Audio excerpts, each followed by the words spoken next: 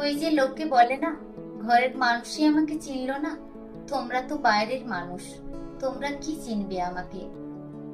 একজন রিক্সা চালক, দিনমজুর, কর্পোরেট চাকরিজীবী, ডাক্তার, নার্স, শিক্ষক, সবাই সবাই দিন শেষে বাড়ি ফেরে, মায়ের কাছে ফেরে, বউয়ের কাছে ফেরে, সন্তানের কাছে ফেরে, নিজের পরিবারের কাছে ফেরে, ফিরে একটু শান্তির জন্য। ঘরের মানুষ একটু বুঝবে, একটু সেবা যত্ন করবে, মা বলবে, খোকা ফিরেছিস, বউ এগিয়ে এসে তোয়ালি বের করে দেবে, সন্তান আব্বা বলে ডাক দেবে, কোলে ওঠার বায়না ধরবে।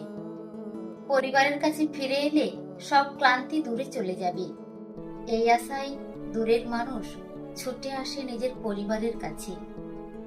আর যার ঘরের মানুষ বোঝে না, ক্লান্ত শরীর বোঝে না, চোখে মুখে টেনশনের ছাপ দেখতে পায় না, ঘামে ভেজা শার্ট দেখে না, সান্ত্বনামূলক ভালোবাসাটুকুও জোটে না, তার চেয়ে হতভাগা এই পৃথিবীতে আর কেউ নেই।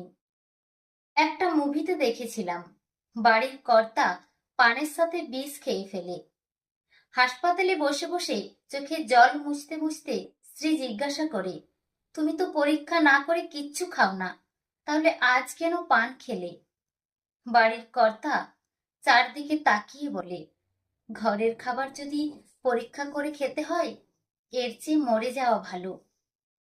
ঘরের মানুষ যাদের বোঝে না, তাদের চেয়ে জঘন্য জীবন আর কারো নেই, তারা দুনিয়ায় থেকেও নেই। তাই পরিবারকে ভালোবাসতে শিখুন, পরিবারকে সময় দিন, পরিবারকে আঁকড়ে বাঁচুন।